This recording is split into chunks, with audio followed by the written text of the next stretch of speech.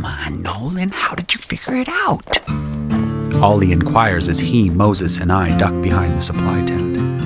It's just about dawn, and the first streaks of light are appearing above the horizon. Moses and I carry broken chain lines, part of our slapdash plan to escape. Only a few more hours and a few more items before we follow Levi to freedom, or a painful death at the hands of a reaver. At least I'll die wearing my boots. I wiggle my toes in my reclaimed Swansons. It feels good to be wearing them again. A little bit of them. Let's focus on the task at hand, eh? I say, waving him off. Ollie has been hounding me all night, trying to figure out how I was able to spot his card trick.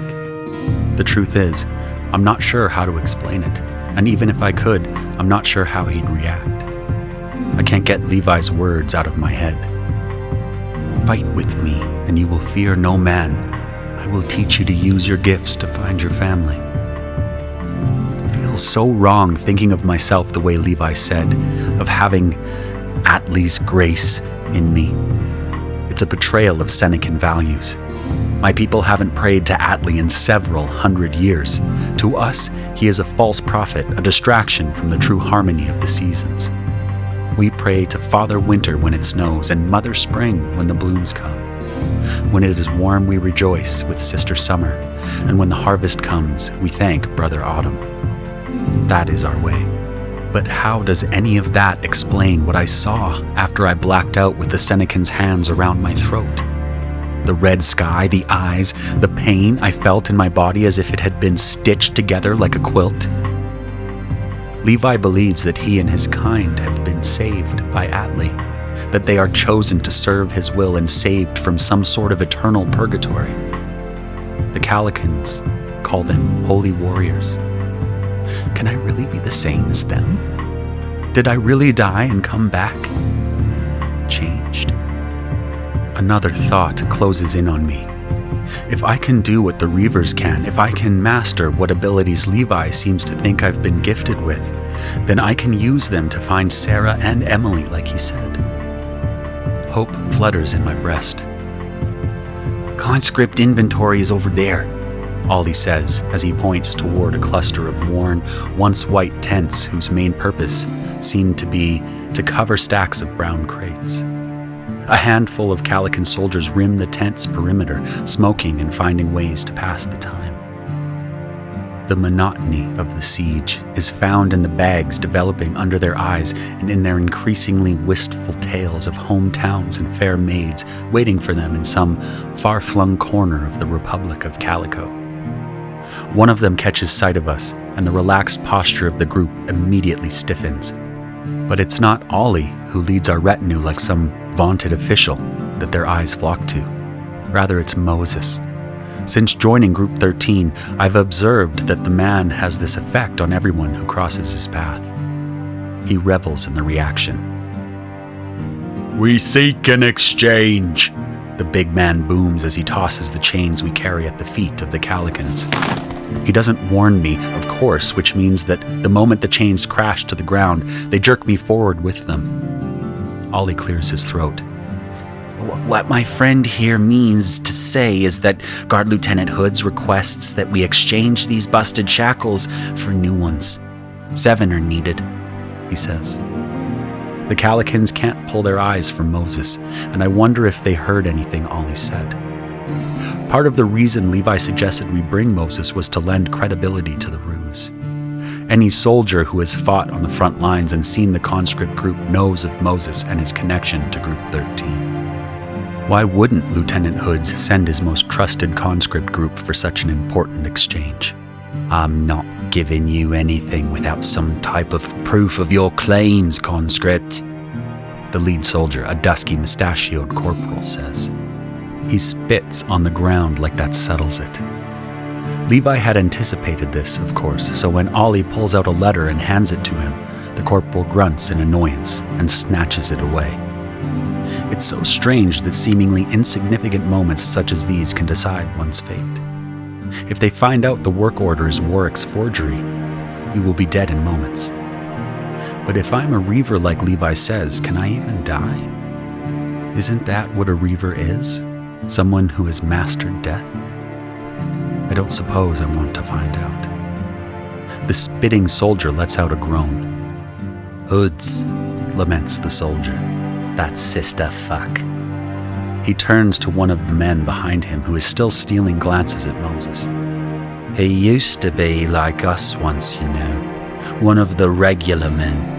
But reading this really shows how damned arrogant he's become ever since he got promoted to guard lieutenant." The humor isn't lost on me, but I take special care to hold it inside.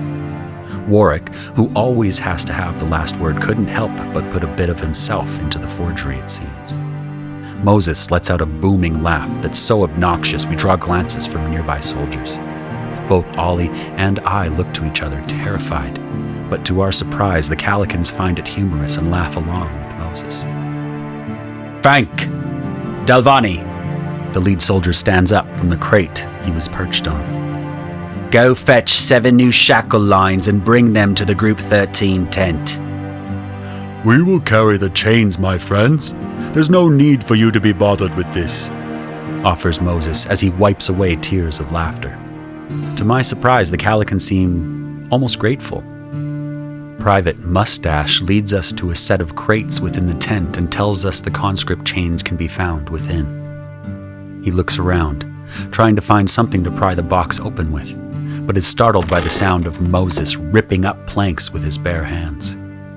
"Thank you, my friend. We will be back soon for the rest," Moses says with a kind smile. The specialist shrugs and walks out, and Moses' grin disappears as he turns to me and Ollie whispering, "Help me, foos." As we trek back to the Group 13 tent, I turn to Ollie behind me and see him struggling with the weight of the chains. "Hey, Ollie, aren't you supposed to be the thief?" I ask. His nose and brow scrunch like a crumpled piece of butcher paper, and he pretends to laugh but is quickly cut off by Moses, and for the second time that day, our ears ring with the giggle of the giant. When we reach the Group 13 tent, Levi is satisfied with our haul. "Good work, you 3, he says, patting Ollie on the back. "Store the extra chains in the water barrels and latrines, the 2 places they won't look. Moses, how many more do you think you'll need to finish this up quickly?" The big man doesn't hesitate. 3 more. I'll go get them now." As Levi looks around for other group members to check in on their progress, I feel a hand grab my bicep and pull me away from the excitement. It's Caleb, and he's got a wild look in his eyes. "Lad, I think I found a way for you to find out the name of that city where you were processed, where you lost your wife and little girl." I whip around, meeting his eyes with my own. "How?" I ask, trying my best to keep my tone even. "That woman, the reaver who whooped the conscript killing soldier, she's here, in the camp." "Where?" Caleb points to the far side of the camp, toward the east side of the second trench. "There's 2 of them, lad, so let me come." But I don't catch the rest of his statement. I'm already in motion, like a boulder tumbling down the cliff. There's no stopping me. The fastest way to get to the other side of the camp would be simply to follow the trench behind our conscript tents and the latrines, but doing so carries its own risks. The soldiers stationed there would surely ask questions as to why a conscript is wandering alone. The safer bet would be to cut through the war camp and maneuver my way toward my quarry. The tents that the Calicans call home fill the muddy space between the 2 concentric circular trenches surrounding Somerset. Unlike the death, devastation, and chaos we experience on the field of battle, here there is only strict order. What was devoid of humanity weeks ago is now a crawling miniature metropolis with hospitals, mess halls, barracks, conscript quarters, horse paddocks, and on and on. Despite all that has been done to me and mine, I cannot help but be impressed with how precisely and efficiently their camp is arrayed and run. Each of the white tents is placed in rows of 2, set exactly 1 fathom apart. Yet the rows seem to continue forever, giving the appearance of a great white cloud staked permanently to the ground. Along the alleys of the rows of the tents create are flags with the gamadon flickering about in the wind and the odd tree that somehow survived the formation of the camp. Suddenly I am struck by a memory. It is winter and the snow is falling on Broad Street back in Mustang Prairie. Emily is tugging at my shirt and signing frantically toward a tinkerer's stall in the marketplace. Sarah smiles and ushers me to see what all the fuss is about. She carries a basket of parsnips, carrots, and leeks. She will be making her famous root soup for the Winter Solstice Festival this week. Emily points at a collection of tin soldiers, each no more than the length of my thumb. "Present?" she signs, holding her lower hand like a cup and covering it with her right, then signaling that this was a question. "I thought only boys were interested in toys like these," I ask my wife. "Solstice is coming up, Nolan. If she wants it, get it for her. We've had a good year," Sarah says. I don't, though. I get her a stuffed lion instead and a pretty dress. I didn't want my daughter to play at war. I didn't want her to know about such ugliness. Upon entry to the camps, its ordered symmetry is forgotten, and I am swallowed by the bustle of soldiers and conscripts alike. I allow momentum to carry me past soldiers, conscripts, and tents until I reach the area Caleb mentioned, the outskirts of the outer trench, the one built to keep potential Senecan reinforcements from flanking the Calican army. Once there, I immediately see the woman Reaver, as well as one other. Her partner, a man, sits atop a horse on the outside of the trench like he's looking to lay waste to the Senecan city all by himself. He leads his roan stallion at a walk alongside the trench and seems to scatter the men occupying it. Each looks away, unable to meet his eyes. It brings me satisfaction that even the average Calican soldier feels the same fear we do toward these black-handed brigands. Fittingly, his ebony-gloved right hand holds the reins of a second horse, this one a chestnut-brown mare topped by an empty saddle. The mare's owner, the woman, has dismounted and walks the other side of the trench, surveying the occupants there. It's definitely her. Seeing her now takes me back several, weeks? Months now? Even from afar, I can see her stern face and long black hair flittering in the wind. She wears the same lavalier around her neck that I saw that day with my family. The only notable difference is that with the weather starting to nip a bit, she dons the gray duster that I've come to learn is part of a reaver's garb. The pair surveys the camp like hawks scanning a field for voles. They are searching for something, or someone. Hunting. I must talk to her. This might be my only chance to find out where we were split up. But how? A conscript does not simply walk up to a reaver and introduce himself. I follow at a distance, careful to remain out of their sight while keeping them within mine. A delicate balance needs to be struck. The key is getting the woman alone so I can ask her without her partner. So I stay as close to the war camp as I possibly can and duck behind tents and crates whenever possible. At one point, I pick up and carry a sack of mealy potatoes, just so I look like I'm moving with purpose. Suddenly, the man on horseback points to a conscript in the trench, and the woman pulls him out effortlessly, as though he's as light as a bedsheet. I halt my progress and shift the sack of potatoes to cover most of my face. "What are you doing, conscript?" A Calican who sees me hiding confronts me. Thinking quick, I lie. "I'm sorry, sir. I'm looking for the conscript tents. Can't seem to find my way back." He looks like he's about to hit me, but thinks better of it. He points behind me. "Just go back round that way until you find the inner trench. Follow it until you find the latrines. The smell will guide you." He chuckles at that. "Now get out of here." I peek back around to where the two reavers are and notice they've finished interrogating the conscript and have let him go back into the throng. He hurriedly stumbles away, and they turn to make their way into the heart of the war camp, toward the direction of the inner trenches. "Thank you, sir. I say to the soldier, not even looking him in the eye, allowing my pursuit to continue.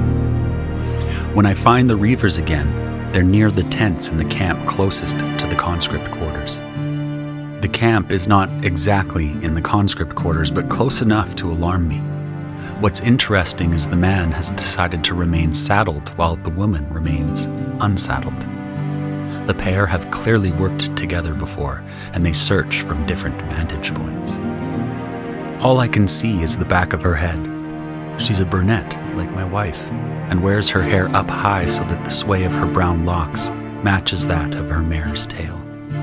Her gray coat ripples as wind catches it. They walk as though they are being pulled along by some unseen guide. How is it they know exactly where they're going? Never have I seen a Reaver come to the conscript tents. Everywhere they roam, they are given a wide berth, feared as they are by all. Levi says that Reavers are just people like us, that they are flesh and blood and can be hurt and killed the same as any man or woman. He says our fantasies about them are often just that. Whether driven by curiosity or necessity, I follow them, anxious to learn anything about them that could help me. The pair draws nearer to the conscript tents. The man takes an eastern path, the woman the western path. As I follow the woman and focus intently on the back of the woman's duster, another streak of red flows across my vision. The coat slows in the wind. I take note of her saber. Toward the top, where the steel of the blade protrudes, I can see a small dent, probably from a successful parry. The edges of her duster jacket are caked in mud, but it's a different color from the mud on her tall boots. Whatever she is looking for, the search has taken her through lots of different terrain. If I can't figure out how to approach this woman, I may never see Emily or Sarah again. Crimson specks flow past my vision. It hurts to keep my eyes open. Levi said this would happen if I grew too focused on a thing. I don't want this sickness, this Calican curse. I close my eyes for a moment and shake them, trying to clear the red splotches from my vision, but when I come to, she's gone. Bewildered, I spin around, frantically scanning the crowd for my quarry. Where could she have gone? It's only when I feel the cold steel of a knife at my throat that I realize my mistake. The potatoes tumble to the ground as I drop the bag and raise my hands skyward. Why are you following me, conscript?